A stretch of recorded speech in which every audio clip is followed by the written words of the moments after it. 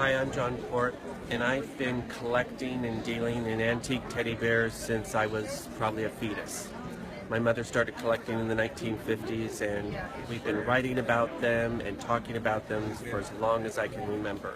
And I'm here at the UFDC National Convention in Washington, D.C., and I brought some very special pieces that I'd love to tell you a little bit about. One of my favorite right here is a 1905 to 1906 Steiff teddy bear. He has the blank button that was done for only 1 year, and he has the rare center seam. Only 1 out of 7 Steiff bears had a center seam. They did it to actually save on fabric. So he's quite special. He's one of my favorites. The one up here is cinnamon. Cinnamon was a fabric color that they didn't do very often. He's also a blank button, which dates him to only 1 year, 1905 to 1906, and he has one of the most beautiful faces I have ever seen. Now, before they did the blank button, Steiff did a string jointed teddy bear in 1902. In 1904, they started doing a rod joint, and I'll show you one of those over here. I call this the nursing home because these teddies have been well loved. This guy is from 1904. He's a Steiff rod bear. That means he's jointed with rods. There's a rod that goes up through the head, and a washer's placed there to keep it in place, one through the arms and one through the legs. These were very hard and they did not go over well in the marketplace, so very few were sold.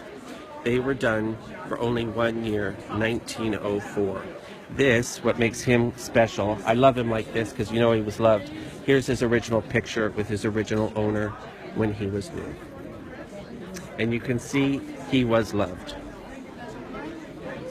He's in the nursing home with his friend, the Steiff Petsy bear, that first came into being in 1927.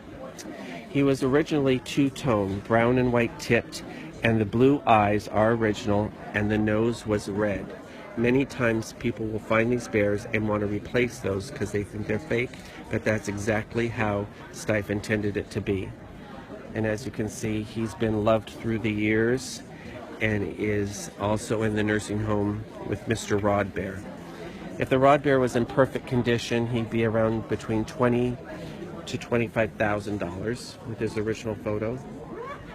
But unfortunately, or fortunately, he's been loved throughout his life, so he's considerably less. This is absolutely an incredible booth, John. Thank you so much. What is your booth number? My booth number is 305 and 307, and if you can come on public day, it's Friday.